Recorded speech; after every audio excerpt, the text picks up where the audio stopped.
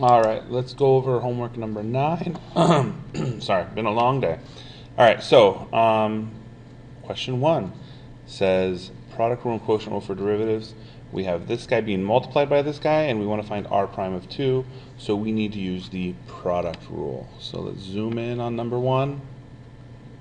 So the whole thing about the product rule is we keep one guy the same, so r prime of x.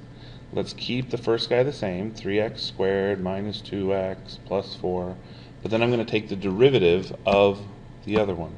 The derivative of 5x plus 1 is 5. Then I do the exact opposite in terms of which one I take the derivative of. Since I just took the derivative of 5x plus 1, I'm now going to leave it alone, but I'm going to take the derivative of this guy right here. Well, the derivative of 3x squared is 6x. The derivative of negative 2x is negative 2. Now, this would be the general derivative. They want the specific derivative at the value 2. So what do I have to do? Plug in 2 every single time I see x. So we can do that. We probably wouldn't have a calculator for this question. Alright, if I plug in 2 here, 2 squared is 4. 4 times 3 is 12. Minus 2 times 2 is minus 4 plus 4. And all that's going to get multiplied by 5. Plus, plug in 2 here, 2 times 5 is 10, so we get 10 plus 1, plug in 2 here, 12 minus 2. Now, if this was a free response question, that answer would be sufficient because it no longer has any variables. Not a variable, not a variable, not a variable, not a variable, not a variable, not a variable, not a variable, not a variable. So it would be okay if it was an FRQ. Alright, however, if it's multiple choice, they kind of force their hand in simplifying it because probably the answer is going to be one number. So 12 minus 4 is 8. 8 plus 4 is 12. So we have 12 times 5 is 60. Plus 10 times 1 is 11. And then 12 minus 2 is 10. So we get 60, and then 11 times 10 is what? 110. So we get 60 plus 110, and when I add those together, I get 170. So that would be the answer they were looking for. Okay? I'm not going to do every single one. I want you guys to try some. And plus number 2, basic quotient rule. This one's a little bit more involved. Okay? The outer function, an outer function, I'm implying we have to use the chain rule, means that the 5, or x to the 5th, is the outer function. So if I take the derivative of that, dy dx, the 5, the exponent, is going to come out front. And then all of this, 2x plus 8 over x squared minus 10x, is now to the power 1 less. 1 less than 5 being 4. But then, chain rule says I have to take the derivative of the inside. Well, the inside is a quotient, so that's where I have to use the quotient rule. So the quotient rule, the low function, which is x squared minus 10x, the low function. So we need the low function times the derivative of the high. The derivative of 2x plus 8 is simply 2, minus the high function, 2x plus 8, times the derivative of the low, which is 2x minus 10. Now, we don't need to simplify all this out. They would be just fine. And for something like this lengthy, they would definitely be okay with us just leaving it like this. This would probably be an FRQ question. And then we need over the low squared. The low squared is x squared minus 10x. So we need x squared minus 10x to the second power. So that would be our derivatives, that long string. Again, the 5 came out front. Then all of this goes to 1 power less. 5 became 4. And then the derivative of the inside, since it's a quotient, we had to use the quotient rule. Low times the derivative of the high times the derivative of the low over low squared. So we used a couple rules. We used 3 basically, right? We used the power property. So how would we take derivatives of powers? So 5 came out front, exponent decreased by 1, keeping the inside the same, times the derivative of the inside is the chain rule, but with using the chain rule we had to use the quotient rule because the inside was a quotient. Okay, so a lot going on, but That's what happened, and hopefully that you can follow that. Okay? So there's number 3. I'll let you try number 4. It's a simple product rule. Okay, product rule. Let's turn the page. So number 5 is almost exactly like it. So let's do number 5. Alright, so here's what we're going to do. We want dy dx equals, let's leave the 3x to the 4 the same, and then if I take derivative of sine, I get cosine of x, plus, I just left this guy alone, so now I'm going to take the derivative of it, 12x to the 3rd, and then since I took the derivative of that, I now leave sine of x alone. Okay? If they wanted to, they could factor out 3x to the 3rd, and if I factor out 3x to the 3rd, that leaves me x cosine of x plus 3 goes into 12 4 times, 4 sine of x. So notice how I just factored it out, and that's called the greatest common factor. That is algebra 1 and even algebra 2. Alright? So that's how I factored it out. This is correct. This might be how they write it as a multiple choice answer. Alright? Number 6. Ooh, quotient rule. Okay, quotient rule. Low d high minus high d low over low squared. That's all you need to know. Low, 5x to the 4th. Derivative of the high, derivative of cosine is negative, I'm putting it out front, sine of x, minus the high function, which is now cosine of x, times the derivative of the low, which is 20x to the 3rd. And that probably should have been out front, but it's okay. Over low squared. If I square 5, I get 25. If I square x to the 4th, I get x to the 8th. Then I can definitely factor out some stuff. What can I factor out? Well, there's a 5 and there's a 20. So let's factor out a negative 5, and then there's x to the 3rd, x to the 4th. So I can actually factor out, sorry, it's going to be really small, negative 5 x to the 3rd. And then what does that leave on top? It leaves a x sine of x. And then what does it leave here? Well, if I take out the negatives, it leaves a cosine of x, and a 5 goes into 24 times. So plus 4 cosine of x. And then on the bottom, we have 25x to the 8th. Okay? So let me just make sure that's right. Negative 5x to the 4th sine of x minus 20x to the 3rd cosine of x. Okay. Then, since there's a negative 5 on top and a 25 on the bottom, I can cancel the 5 and make the 25 a 5. And then since there's 3 x's on top, x to the 3rd, and x to the 8th on the bottom, I can get rid of the x to the 3rd and make it an x to the 5th. So what is my answer? It's negative. So let's put the negative here. Okay.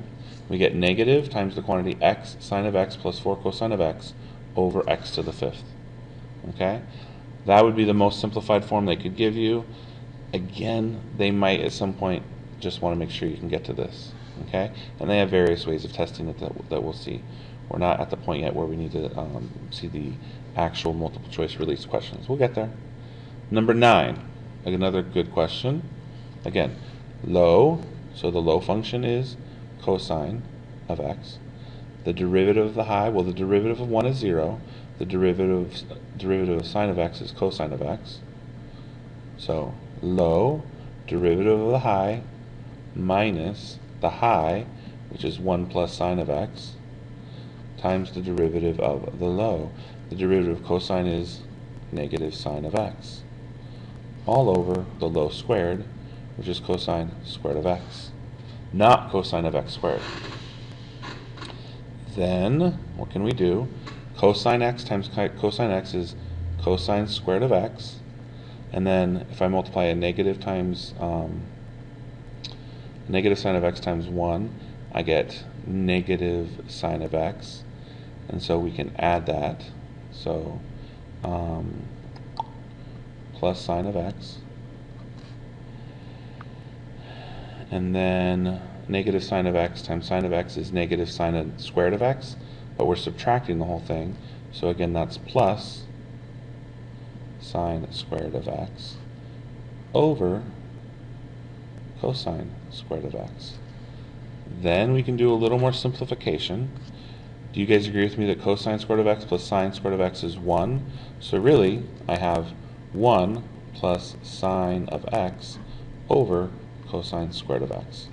So we used our trig identities to turn this and this into 1. Alright?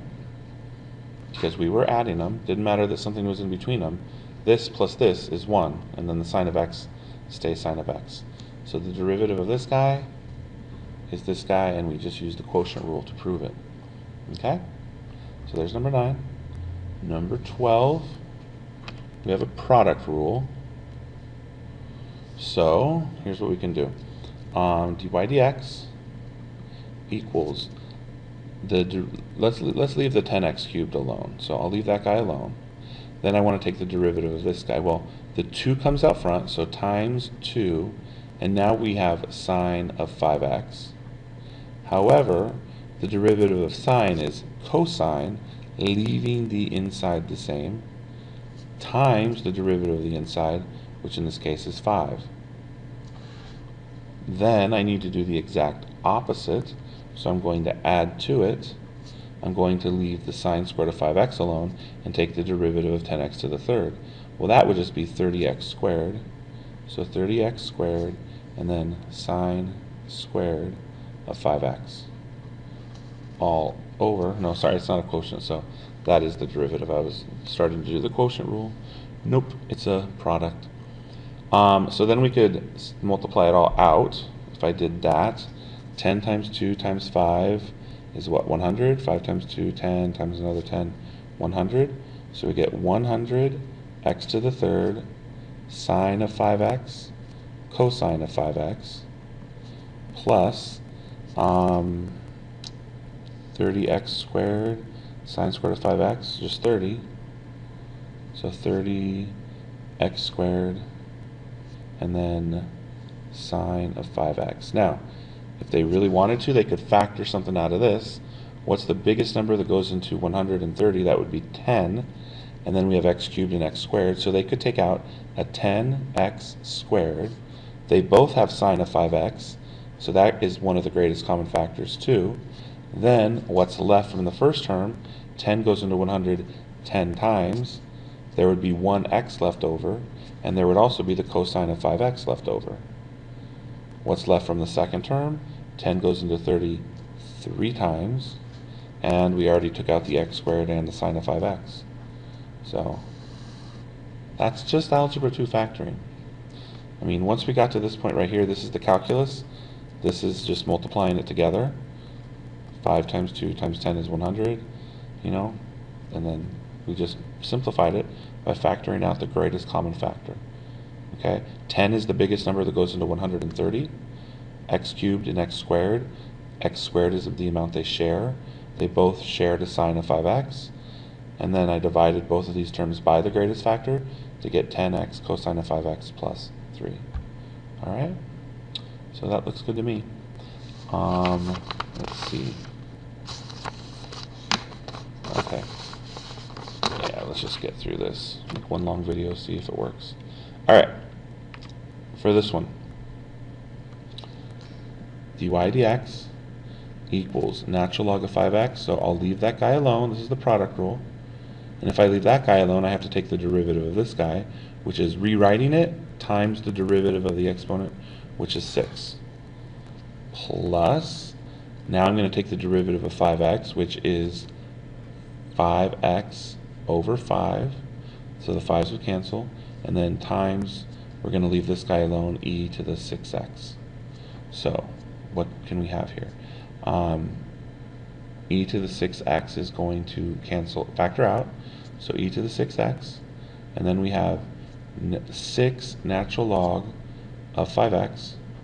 And then here we have plus 1 over x because the 5's will cancel. And that would be our answer. Okay? I factored out e to the 6x. And then what's left? 6 natural log of 5x plus the 5's cancel, so it's 1 over x, and e to the 6x was already factored out. Okay? So there's our answer there. For the next ones, these are called tabular derivatives. Tabular derivatives. So I'm going to put the table at the top, and then we can work on these 4 questions right here. It says h of x is f of g of x, and I of x is g of f of x. And then they want us to evaluate h prime of 1. So if h of x equals f of g of x, then what we can say is, and I'm not going to write this out every single time, but we could say h prime of x is equal to, and we have to use the chain rule, f prime of g of x times g prime of x. And then what value do they want us to plug in? They want us to plug in 1. So h prime of 1 equals f prime of g of 1 times g prime of 1. And then this is where I use the table to figure out what this value is. Okay, so I need g of 1. Well, g of 1 is negative 2. But notice, if this is negative 2, then don't I need f prime of negative 2? And so f prime of negative 2 is negative 14. Then I need to multiply that times the derivative of the inside, g prime of 1. So g prime of 1 is negative 1. And I'm pretty sure negative 14 times negative 1 is 14. So there's our answer for 17. For 18, same deal, h prime again. So I could just rewrite this, h prime of 0 equals f prime of g of 0 times g prime of 0. And all that is just us just writing out the chain rule right there. Okay? So h prime of 0 is equal to f prime of g of 0. Well, g of 0 is negative 2 times g prime of 0. G prime of 0 is 1. So I need to know what is f prime of negative 2. F prime of negative 2 is negative 14. So we get negative 14 times 1, and that is negative 14. And there's our answer. Okay? For 19, we just have to do it based on this function right here, because they're asking about I. So if I of x equals g of f of x, then I prime of x is equal to g prime of f of x times f prime of x. The derivative of the outside, keeping the inside the same, times the derivative of the inside. So if we wanted of 0, I prime of 0 equals g prime of f of 0 times f prime of 0. And now I can plug it in. F of 0 is 3, so I need g prime of 3 times f prime of 0. F prime of 0 is negative 6. Now, g prime of 3 is not on this table. Here's g prime. It goes negative 2, negative 1, 0, 1, 2. There is no value. If you read in this question, it says, what information would you need in order to evaluate it? So I'm going to circle that, because that's what we don't have. That is what we need. And we don't have that, so we cannot finish the problem. Sometimes you're not given enough information to solve a problem. You need to know when to say, hey, we don't have enough information. Maybe for 20 we do. Let's see. I prime of 1 is equal to g prime of f of 1 times g prime of 1. So f of 1 is 11. So g prime of 11 times g prime of 1. G prime of 1 is negative 1. Now g prime of 11 we also don't have. That's not up there.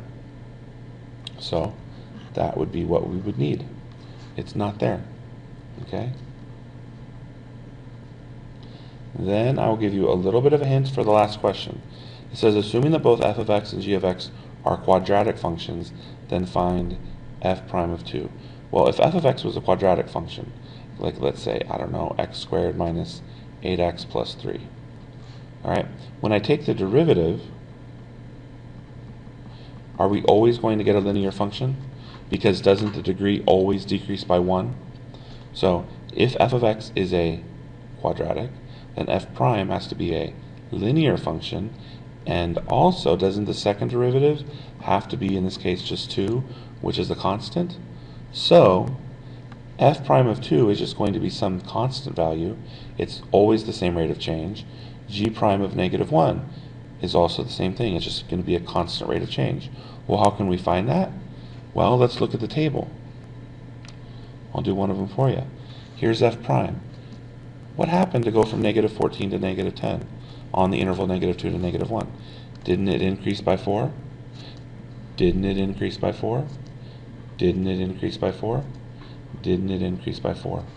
So is that the rate of change of f prime of x? So if the rate of change of f prime of x is 4, doesn't that mean the second derivative of f of x is 4? So it doesn't matter that it's 2 here. It matters that the rate of change of f of x is always 4. It's going up by 4, it's going up by 4, it's going up by 4, it's going up by 4. You can do the same thing for g of x. Once you get that value, then you can take 4 and divide it by whatever you find, and boom, that would be your answer. Okay? So I did more than enough to help you on that one.